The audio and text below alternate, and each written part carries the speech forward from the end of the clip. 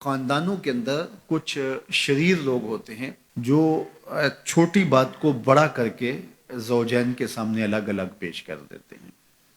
تو طبائع کے اختلاف کی وجہ سے، طبی تفاوت کی وجہ سے کوئی اختلاف ہو سکتا ہے، لیکن اس کو اچھال کے بڑا کر کے دونوں کی نظر میں، تو یہ ایسی بدکاری ہوتی ہے جو مختلف خاندانوں کے اندر مختلف طبائع کے لوگوں کا مزاج ہوتا ہے.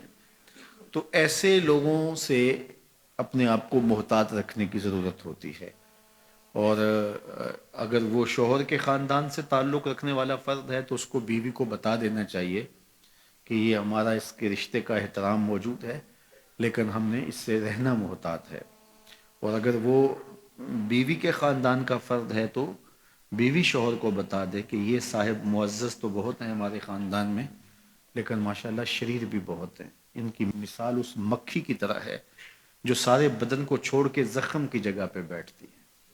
کچھ لوگوں کی مثال ایسی ہوتی ہے، اچھائیاں چھوڑ دیں گے اور وہ وہاں بیٹھیں گے اور وہاں سے جو ہے وہ گندگی لے کے پھر اس کو پھیلائیں گے. لیکن آپ نے شہد کی مکھی کا مزاج بھی دیکھا ہوگا کہ وہ کڑوے رس چوس کے اس کو بھی شہد بنا ڈالتی ہے.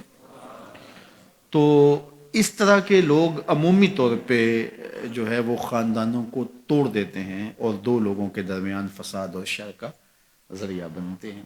یہ انسانی وجود کے اندر شیطان کے نمائندے ہوتے ہیں. اپنی ازدواجی زندگی کو، اپنی گھریلو زندگی کو بچانے کے لیے خاندانوں کے اندر اگر کوئی شریر طبع کا شخص ہو، کوئی بخسیس النفس شخص ہو، کوئی خبیث الفطرت شخص ہو، تو اس سے جو ہے وہ اپنے آپ کو محتاط رکھنے کی ضرورت ہوتی ہے، کیونکہ یہ طلاق کا سبب ہوتا ہے. طلاق کا ایک سبب والدین کی بے جا مداخلت بھی ہوتی ہے. والدین کی ذمہ داریوں میں شامل ہے کہ اگر کوئی اختلاف پیدا ہو جائے تو ان کو پاٹنے کی کوشش کریں. لیکن بعض اوقات میاں بیوی کے اختلاف اس نوعیت کے نہیں ہوتے کہ اس میں دخل اندازی کی جائے.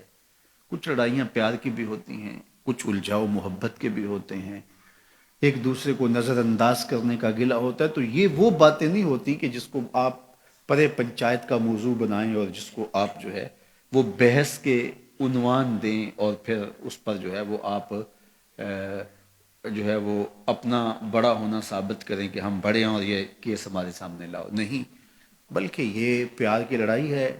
اس کے اندر بھی حسن ہے، روٹ کے من جانے کے اندر بھی ایک جمال ہوتا ہے، ایک حسن ہوتا ہے. اور میاں بیوی کا چونکہ رشتہ پیار کا ہوتا ہے تو اس میں یہ چھوٹی بڑی باتیں ہوتی رہتی ہیں.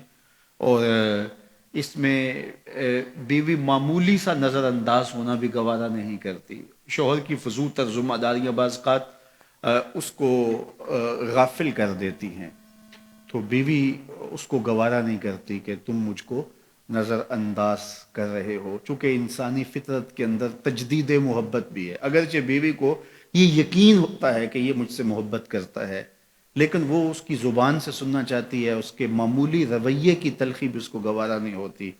تو یہ ایک فطرت انسانی ہے اور مرد کو یہ سمجھنا چاہیے کہ عورت سے جو ہے وہ اس کا اظہار کرتا رہے. وہ کیا کسی نے کہا تھا نا کہ محبت میں عجب تکرار کی خو ہے، محبت میں عجب تکرار کی خو ہے، کہو نہ کہ مجھے تم سے محبت ہے.